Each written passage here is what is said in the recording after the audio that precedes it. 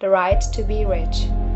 Whatever may be said in praise of poverty, the fact remains that it is not possible to live a really complete or successful life unless one is rich. No man can rise to his greatest possible height in talent or soul development unless he has plenty of money. For to unfold the soul and to develop talent he must have many things to use, and he cannot have these things unless he has money to buy them with. A man develops in mind, soul, and body by making use of things, and society is so organized that man must have money in order to become the possessor of things. Therefore, the basis of all advancement for man must be the science of getting rich. The object of all life is development, and everything that lives has an inalienable right to all the development it is capable of attaining.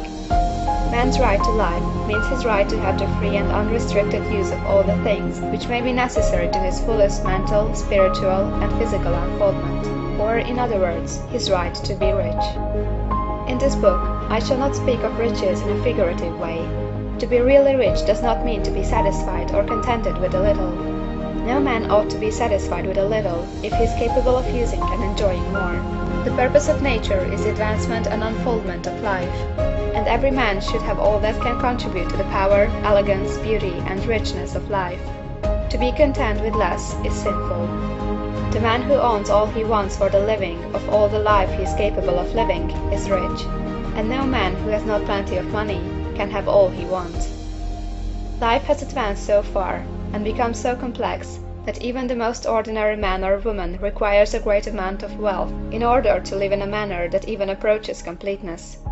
Every person naturally wants to become all that they are capable of becoming.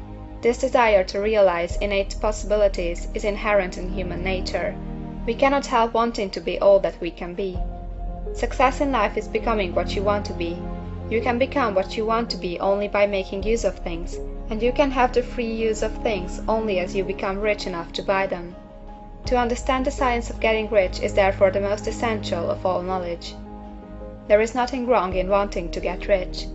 The desire for riches is really the desire for a richer, fuller, and more abundant life, and that desire is praiseworthy. The man who does not desire to live more abundantly is abnormal, and so the man who does not desire to have money enough to buy all he wants is abnormal. There are three motives for which we live.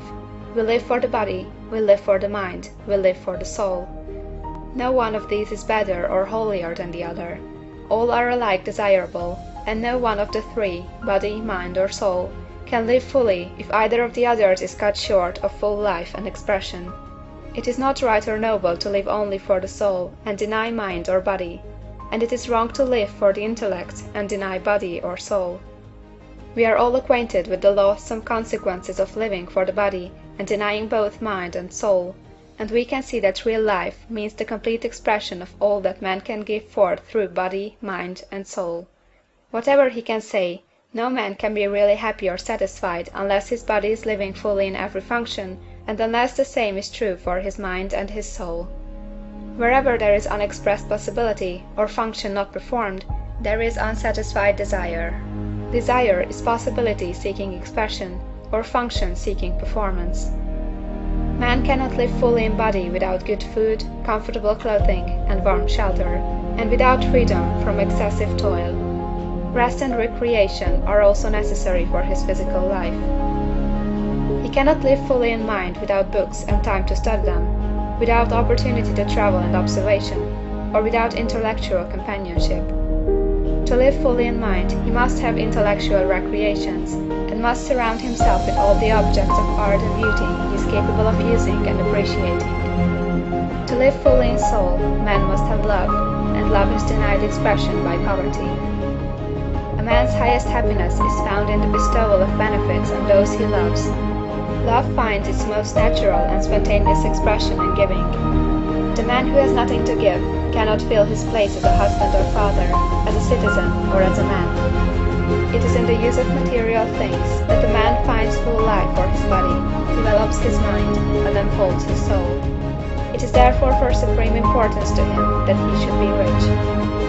It is perfectly right that you should desire to be rich. If you are a normal man or woman, you cannot help doing so. It is perfectly right that you should give your best attention to the science of getting rich, for it is the noblest and most necessary of all studies. If you neglect this study, you are derelict in your duty to yourself, to God and humanity; for you can render to God and humanity no greater service than to make the most of yourself.